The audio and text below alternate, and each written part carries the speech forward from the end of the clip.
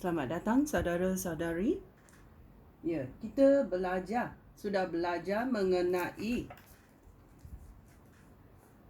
panggil pemimpin jemaah. Mengaku dosa.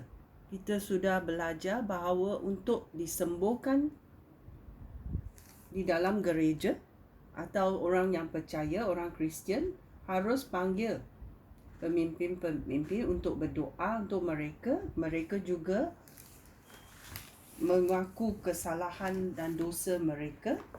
Dan hari ini kita mau masuk belajar mengenai urapan dengan minyak. Ya. Dalam Yakobus babak 5 ayat 14. Ya, dia berkata, urapilah dengan minyak. Yakobus babak 5 ayat 14. Adakah sesiapa yang sakit? Hendaklah dia memanggil pemimpin-pemimpin jemaah supaya mereka berdoa baginya dan menyapukan minyak zaitun padanya demi nama Tuhan. Ya, demi nama Tuhan kita mengurapi orang sakit itu dengan minyak. Ya. Ini adalah cara untuk menunjukkan bahawa Roh Kudus adalah sebagaimana satu saluran, iaitu minyak. Ya, saluran minyak. Oleh itu kita urapi orang sakit dengan minyak, itu bermakna kita urapi orang itu dengan Roh Kudus. Ya, bila kita berucap dalam nama Tuhan, ya, supaya Roh Kudus boleh mengerjakan penyembuhan dalam nama Tuhan. Ya.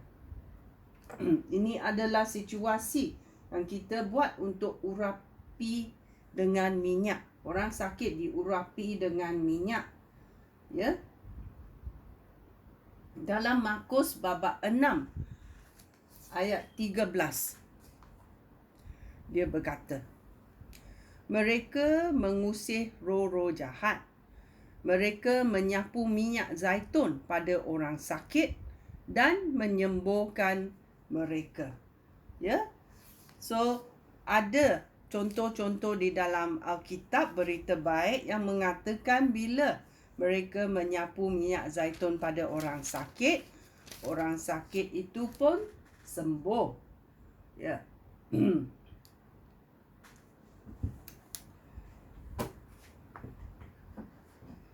Dalam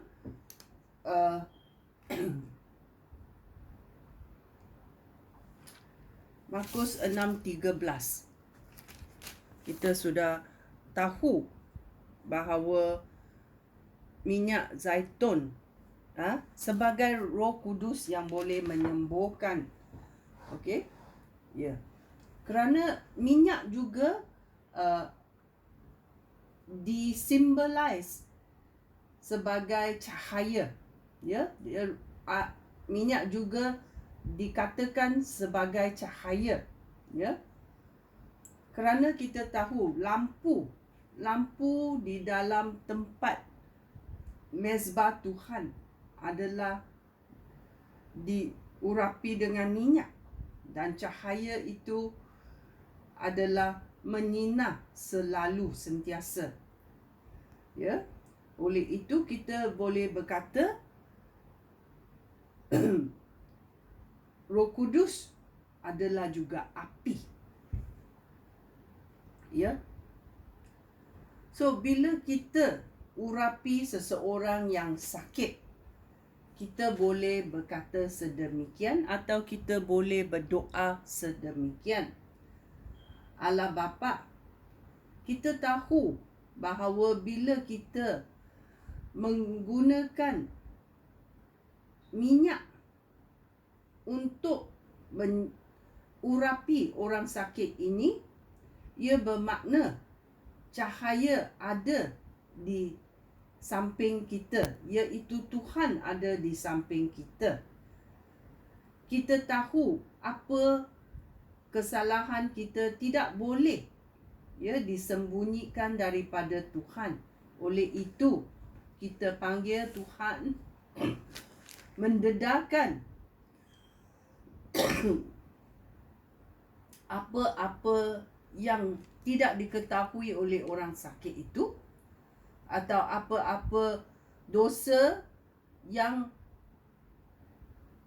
belum lagi diakui oleh orang sakit ini, supaya dia boleh disembuhkan.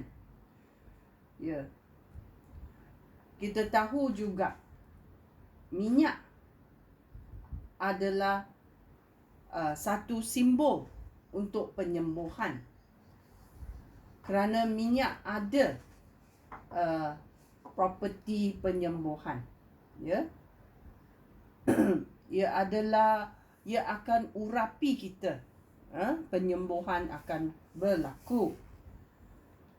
Dalam Lukas babak 10 ayat 33,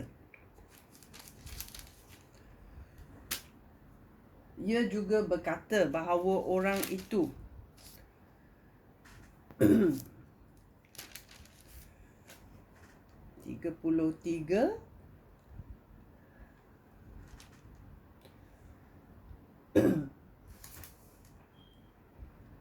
Lukas babak 10 ayat 33. Dia berkata, orang Samaria yang sedang lalu di situ tiba di tempat orang itu terbaring. Orang sakit terbaring di lantai. Ketika dia melihat orang itu, hatinya penuh belas kasihan. Maka dia mendekati, lalu membersihkan luka-lukanya dengan wain dan mengubatinya dengan minyak. Selepas itu dia membalut luka-luka itu. So kita tahu wain ada alkohol sikit, so dia boleh membersihkan luka-luka itu, dan selepas itu dia mengurapi luka-luka itu dengan minyak.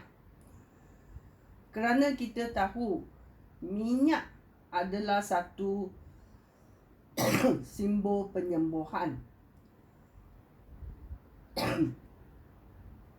So bila kita mengurapi orang dengan minyak, ia adalah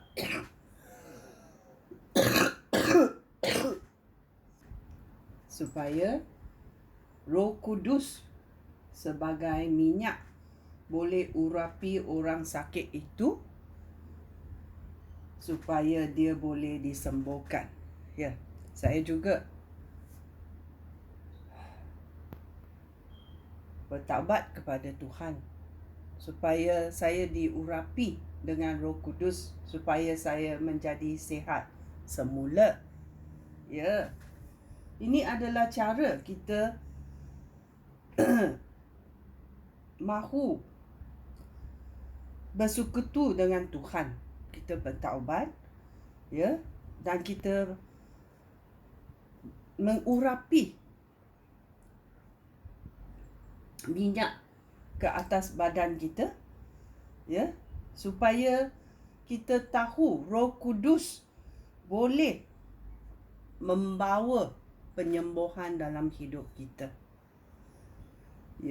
Kerana minyak adalah simbol Roh Kudus, cahaya adalah simbol Roh Kudus, api juga adalah simbol Roh Kudus.